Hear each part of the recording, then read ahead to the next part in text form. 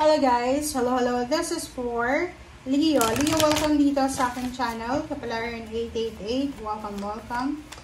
Alamin natin kung anong messages, vibration, gabay energy para sa lahat ng Leo. So, lovers, Leo, relationship. Okay. So, this is from September 1 hanggang September 15. Okay, so, relationship, Leo.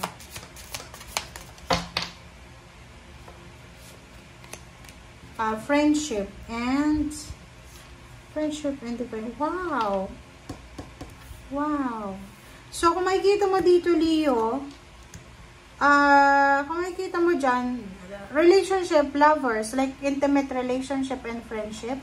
So, yung mga Leo na makakatagpo ng mga tao sa linggong ito, 2 linggo siya, September 1 until September 15. Kung sino man yan na taong yan na makakasalamuha mo, matatagpuan mo, or matatagpuan ka, sinasabi ng baraha sa'yo na you are, that relationship, that partnership and collaboration ay divinely guided. Kumbaga may basbas ang Panginoon.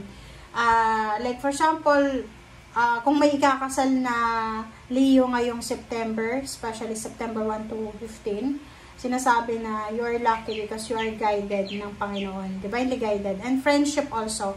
So, yung mga pagkakaibigan na pwedeng magsimula ngayong buwan ng September ay napakaswerte nyo because parang sinasabi na ano yan eh, talagang nakatanda na destiny. Okay? Alright, Leo. First card natin is nature.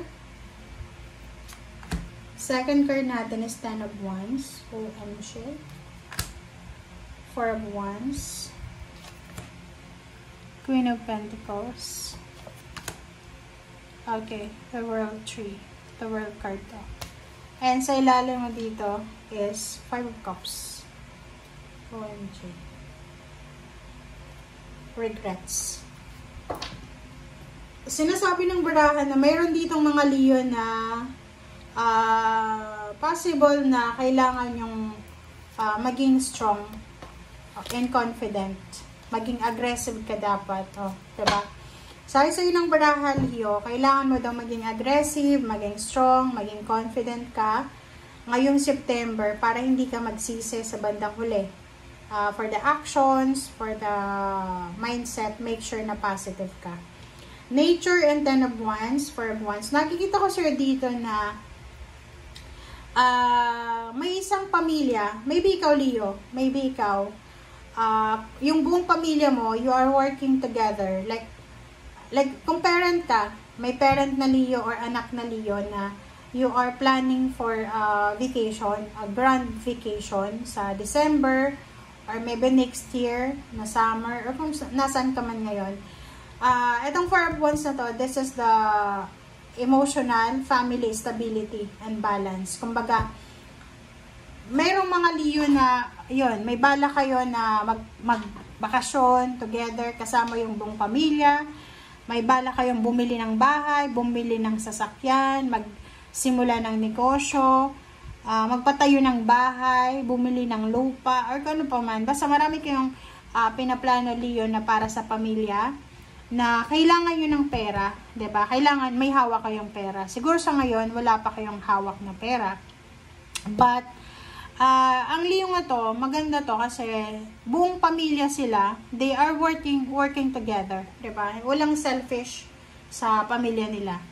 Ang bawat isa sa inyo, may mga contribution kayo. Maybe, bawat isa sa inyo ay nag-iipon ng pera. Bawat isa sa inyo, mayroon kayong goals na dapat by the end of 2025, meron ka ng hawak na ganitong salapi. So, parang ganun. Para pag 2026, makapagpasimula na ng renovation or kano man na ipapagawa mo. And sinasabi ng bara sa'yo na mayroon ditong Leo na sobra-sobra siyang magiging busy. Ang dami-dami niyang gagawin na trabaho, mag-overtime, may full-time. Sobrang marami din siyang mga obligations and responsibilities na aakuin because gusto niyang matapos na yung mga paghihirap na Like yun, pwedeng yung bahay nila ay binabaha during baha season. So, kaya yun, pwedeng yun yung rason. O yung iba, gusto nyo ng magandang bahay, parang ganun. And, nature, this is destiny eh. Parang sinasabi na, this is the right timing na para gawin kung ano ang pinaplano mo. Maybe matagal mo na tong plano, pero ngayon ka lang naglakas loob na sabihin, gawin, or parang ipaalam sa lahat na ito yung plano ko. Okay? So, let's hanapin natin ang final message. And pwede din travel. Maybe this is travel, or maybe to. Travel ng buong pamilya to. Or pwedeng yun, renovation, negosyo, opening ng business, bibili ng sasakyan, or kung ano man siya. Nag-iipon kayo. Alright, so sa ilalim mo dito, diba?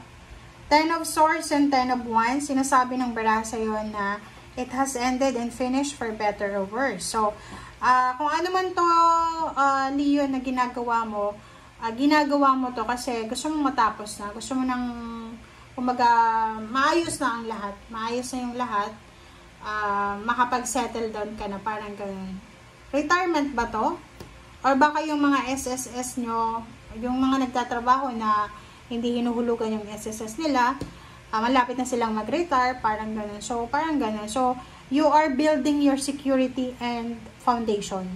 Ano ba yung binibuild mo? Comment down below.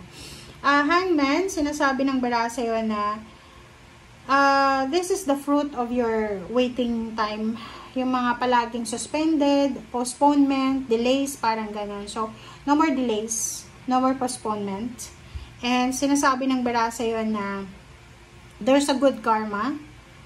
There's a balance, fairness, na posibleng darating sa'yo. Maybe, may yun na nga, pipirma ka na ng kontrata para sa bagong bahay, pipirma ka na ng bagong kontrata para sa trabaho, and possible na may wedding. Pwedeng may wedding anniversary, pwedeng mayroong renewal of vows, or may wedding talaga na mangyayari.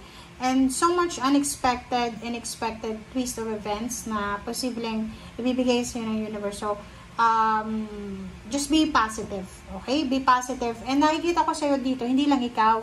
Basta buong pamilya nyo, pwedeng ikaw, yung asawa mo, kung may asawa ka, kung wala kang mga asawa, single ka, ikaw, yung parents mo, yung siblings mo. Sobra-sobra yung pagiging